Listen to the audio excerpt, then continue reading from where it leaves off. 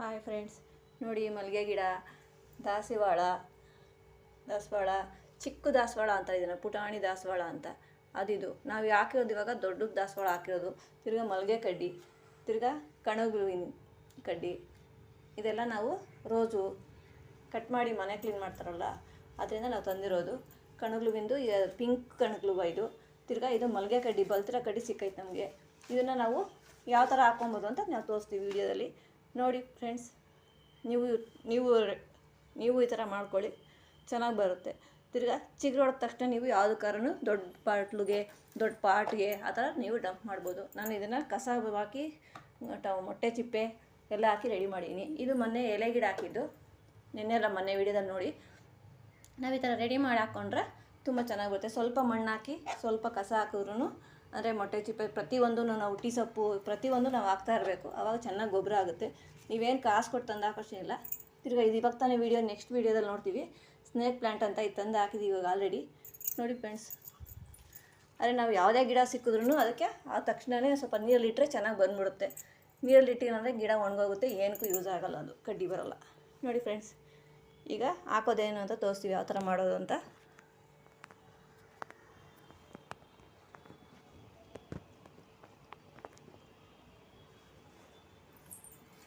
ಇದು ಮಲ್ಲಿಗೆ ಕಡ್ಡಿ ಈ ಥರ ಕಟ್ ಮಾಡಿ ಇಟ್ಟಿದ್ದೀನಿ ನೀರಲ್ಲಿ. ಕಟ್ ಮಾಡಿ ಇಟ್ಟೋದ್ರಿಂದ ಒಂದರಲ್ಲೇ 3-4 ಕಡ್ಡಿ ಇವಾಗ ಹಾಕ್ತೀವಿ ಸದ್ಯಕ್ಕೆ.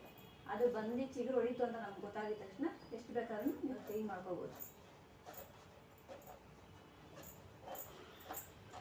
ಸಿಕ್ಕಿದ ತಕ್ಷಣ ಒಟ್ಟನ್ನ ಹಾಕ್ಕೊಬೇಕು, ಯಾಕಂದರೆ ತುಂಬ ಒಣಗೋದ್ರೆ ಅದು ಯಾವ ಕಡ್ಡಿನೂ ಜಲ್ದಿ ಅಂಟಲ್ಲ. ಇದು ಮಲ್ಲಿಗೆ ಕಡ್ಡಿ ಒಂದಿರ್ತೀವಿ ಇದರೊಳಗಡೆ. ಮಲ್ಲಿಗೆ ಕಡ್ಡಿ ಇಟ್ಟಾದ್ಮೇಲೆ ಇದು ಕಣಗುವಿನ ಗಿಡ ಕಡ್ಡಿ. ಈ ಥರ ನಾವು ನೆನೆನೆ ಕಟ್ ಮಾಡಿ ರಾತ್ರಿ ಇಟ್ಟಿದ್ದೀವಿ. ಅದನ್ನು ಅಷ್ಟೇ ಒಂದು ಸೈಡಲ್ಲಿ ಅದು ಇಟ್ಕೊಬೇಕು.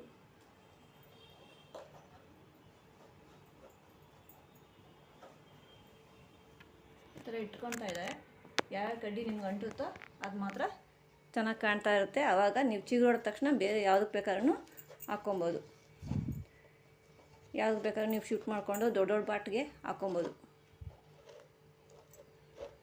ಈ ಥರ ಹಾಕಿ ಈಚೆಗಡೆ ಇಡಬೇಕಾದ್ರೆ ಸ್ವಲ್ಪ ನೀರು ಹಾಕಿ ಇಡಬೇಕು.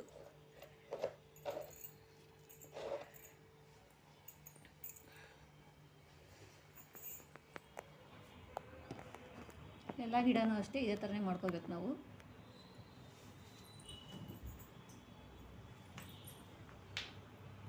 ಸ್ವಲ್ಪ ಹಾಕಿದ್ರೆ ಸಾಕು.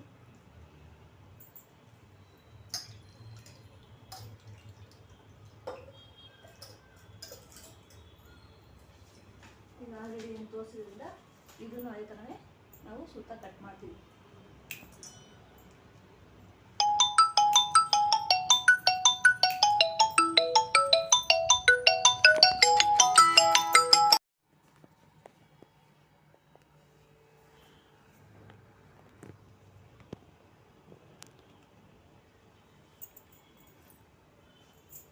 ಇದೊಂದಾಗಿದೆ. ಇದು ನೆಕ್ಸ್ಟು. ಇದು ಜಾಸ್ತಿ ಬಲ್ತಿರೋದ್ರಿಂದ ಇದನ್ನು ಬೇಗ ಹಾಕ್ಬಿಡೋಣ ಅಂತ ಹಾಕ್ತಾ ಇರುತ್ತೆ ಅಷ್ಟೇ. ನೀವು ನೀರಲ್ಲಿ ಒಂದು ವಾರ ಇಟ್ಬಿಟ್ಟು ಹಾಕಿದ್ರೂ ಚೆನ್ನಾಗಿ ಬರುತ್ತೆ. ಅದು ತುಂಬ ದೊಡ್ಡದಿದ್ರೆ ನಿಮಗೆ ಬೇರೆ ಬೇರೆ ಇದು ಬರಲ್ಲ, ಲೈನ್ ಬರಲ್ಲ. ಒಂದೇ ಫುಲ್ಲು ಸ್ಟ್ರೈಟಾಗಿ ಹೋಗ್ಬಿಡುತ್ತೆ. ಅದಕ್ಕೋಸ್ಕರ ನಾವು ಇದನ್ನು ಲೈನ್ ಬರೋಕ್ಕೋಸ್ಕರ ಕಟ್ ಮಾಡಬೇಕು. ಆವಾಗ ಈ ಕಡೆ ಎಲ್ಲ ಕಾಲು ಹೊಡೆಯುತ್ತೆ.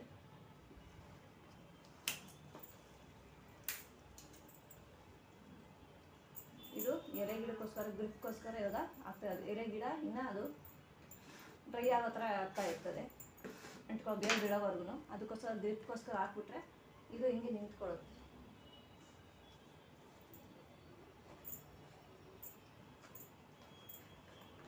ಎಲೆ ಗಿಡನೂ ಅಂಟ್ಕೊಳ್ಳುತ್ತೆ. ಇದು ರೋಸ್ ಹೂವಿನ ಕಡ್ಡಿ, ದಾಸವಾಳ ಕಡ್ಡಿ, ಯಾವ್ದು ಬೇಕಾದ್ರೂ ನೀವು ಹಾಕ್ಕೋಬೋದು. ಈ ಥರ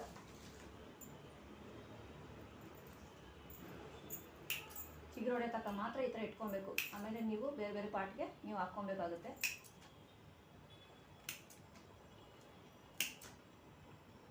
ಇದನ್ನು 2 ಕಡ್ಡಿ ಮಾಡಿದ್ರೂ ಏನೂ ಆಗಲ್ಲ, ಯಾಕಂದ್ರೆ ತುಂಬ ಬಲ್ತಿದೆ ಇದು. ಥರ ಕಟ್ ಮಾಡಿದ್ಮೇಲೆ ಈ ಥರ ಎಲ್ಲ ತೊಗೊಂಡಿರ್ತೀನಿ.